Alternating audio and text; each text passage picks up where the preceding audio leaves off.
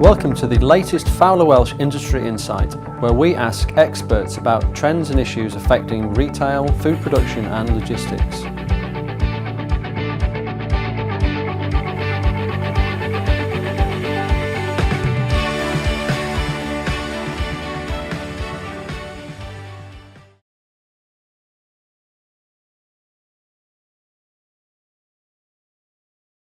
Hello, I'm Clare Nutter. I'm a retail analyst at PlanetRetail and I focus specifically on our e-commerce coverage.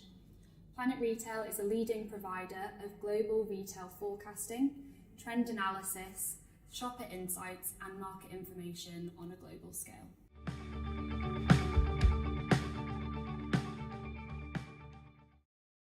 So PlanetRetail would define the tech-savvy consumer as someone who is constantly connected. They're very familiar with technology, they're able to navigate it very easily. And as a result of that, they're able to use technology to their advantage to both ease and enhance their shopper journey. So the most tech-savvy consumers are definitely Generation Z. They've grown up not knowing that the internet didn't exist before them. They're highly engaged with technology. They're very savvy with it. They know how to use it. And as they grow up, as their spending power also grows, they'll become an increasingly important demographic. Interestingly though, currently they're the consumer, they're the ones experiencing the end product. Whereas if we look, for example, at their parents, they're the shopper. And they are becoming increasingly tech savvy themselves, and they're looking at ways of using technology to help ease and drive conveniences into their shopping experiences as well.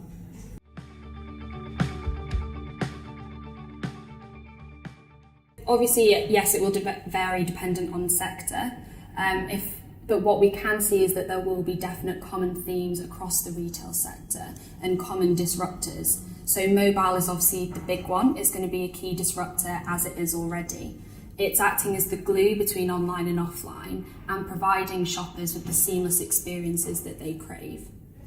I think following on from that, and almost a natural progression, will be the rise of wearable tech. And what that will really enable retailers to do is hyper-target the consumer and interact with them on the go. And essential to that will be targeting them with the right message at the right time. I think also we'll begin to see more solutions enter the home as we capitalise on the Internet of Things and the growing connectivity of our devices, so that shoppers are actually able to auto-replenish products within their home.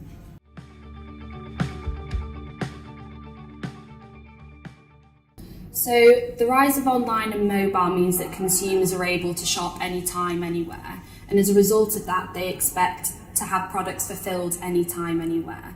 And that's really expanding their expectations of fulfillment. So they expect greater speed, greater choice, and greater flexibility in fulfillment. And if we take a look at PlanetRetail Shopology data, we can see that 52% of UK consumers, their choice of retail is impacted by the offer of flexible delivery times and options. In terms of businesses and how that affects them, they need to work with retailers to drive efficiencies into the supply chain so that they can actually meet shopper expectation.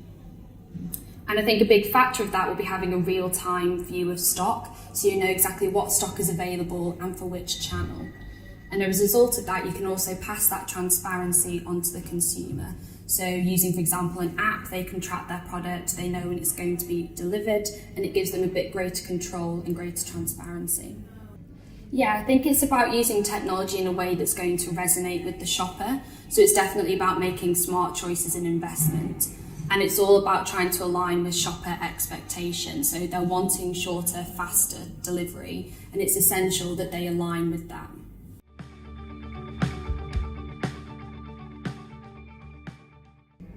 I think we're already beginning to see the start of that happening. So we're seeing the increasing rise of intermediary platforms. So consumers are going to the likes of, say, Instacart or Amazon, rather than going directly to the retailer themselves. I think also another aspect that's going to be affecting consumers and the way that they shop is the rise of subscribe and save schemes. So enabling shoppers to reorder regular repeat purchases of essential household items. And what that means is that shoppers are less likely to go to the store for their household goods. They're just going to have them repeat ordered to their home. and that's going to minimise a brand's ability to influence the shopper.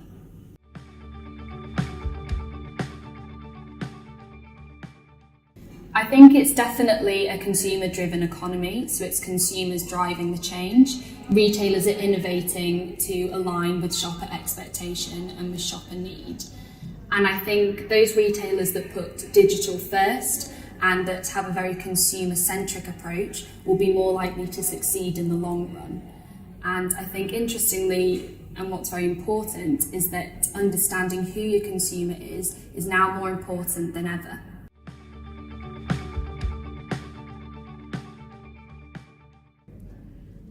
I think there are definitely some common themes that have changed permanently for the shopper in the way of them wanting more mobile, more digital experiences, more personalised experiences. They wanted something much more tailored to themselves and to their unique needs. But I think it's constantly evolving, and the way that brands and retailers actually go about meeting those will definitely keep changing.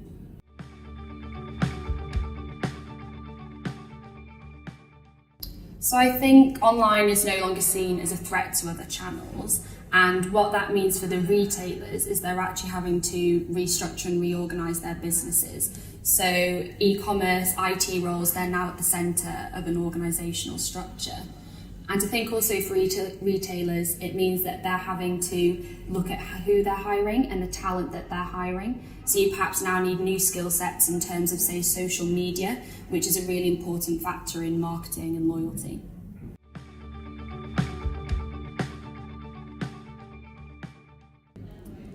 So consumers have been able to shop 24/7 for some time now, as we know, be it through the store where they have extended opening hours, or be it through obviously the rise of online.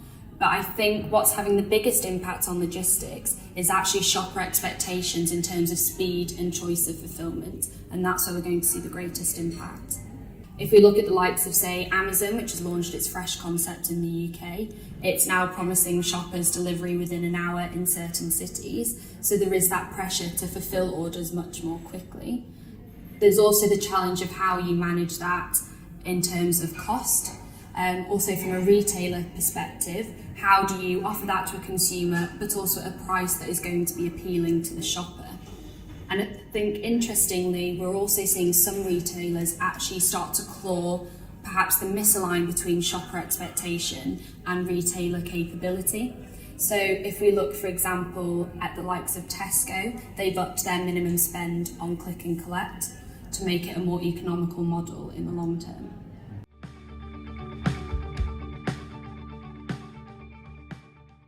So my top 3 predictions for the next 12 months. I think firstly we're going to see continued innovation from retailers in terms of leveraging technology to drive conveniences into the in-store experience. So that might be through leveraging a shopper's mobile or leveraging in-store technology as well. I think following on from that and linking more closely with mobile, we're going to see more proximity marketing. So actually hyper-targeting the consumer with relevant messages at the point when they're making a decision. And finally, I think we're going to see increasing collaboration with retailers, with intermediary platforms, to really crack problems within the final mile.